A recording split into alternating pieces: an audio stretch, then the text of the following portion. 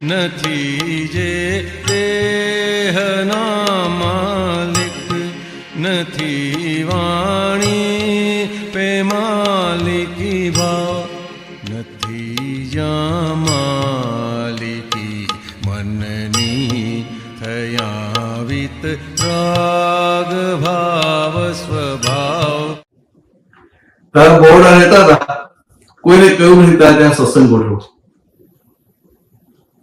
પણ કોઈ મહાત્મા આવ્યો કે દાદા મારે ત્યાં સત્સંગ ગોઠવવો છે, સોસાયટી આવશે.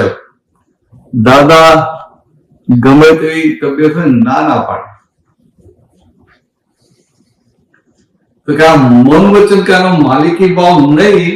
આપણે બોલીએ ખરા, આપણે કહીએ કે હા દાદાનો મન વચન કાનો માલિકી ભાવ નહીં, પણ આપણને આપણો દેખાય છે. આપણો મન વચન કાનો માલિકી ભાવ ક્યાં ઉભો થાય છે દેખાય ને ત્યારે કામ થાય. સમજે? હું લાગતો કે હું શુદ્ધાત્મા છું, હું તો શુદ્ધાત્મા છું, આ મન મારું નથી, વાય માય નથી, કાયા માય નથી, પણ બીજો કંઈક બોલે તો અસર થાય છે. તો કે અસર થાય છે એટલે શું થયું? સામાન્ય વાણીનો માલિક જો, તો સામાન્ય જો વાણીનો માલિક જો, તમે માલિકી વગર કેવી રીતે થયા?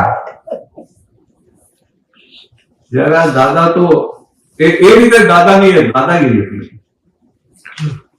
હું તો શુદ્ધાત્મા સીટમાં બેઠા, એ વિજ્ઞાન ઉપયોગ કેવાય. એટલે દાદા જે બોલે કે અમે મન વચન કાના માલિક નથી, પણ તે રૂપે રહેતા હતા. એટલે આટલો ખુમારીથી બોલી શકતા. હજુ કેટલું સિમ્પલ હોય દાદાનું. આમ બે પતિ લડતા જગત આવ્યા હોય, આવીને દાદા વાત કરે કે દાદા આજે આમ થયું, આમ થયું, આમ થયું, આમ નામ બોલી ગયા કે મને આમ કીધું. દાદા ખાલી એટલું પૂછે ને, કોને કહ્યું? તો કોણ? એની સાથે એને સોલ્યુશન આવ્યું હતું. એની સાથે સોલ્યુશન એટલે અંદર ઠંડક થઈ જાય. અંદર ઠંડક થઈ જાય પછી દાદ કે ભાઈ જતા હોય ત્યારે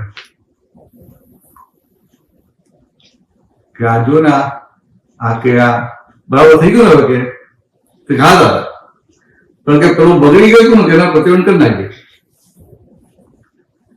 તો કે આ જૂનો રોગ કાઢે, ફરી ઉભો ના થવા દે અને શક્તિ ખુલ્લી કરી.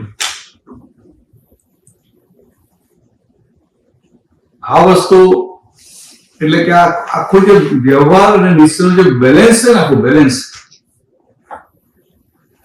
એ આખું જોવા મળે. દાદાની વાતો સુણી જે જીવ હરખાશે, તું સુણ્યા સહુ સમય ધર્મ જાને જાશે.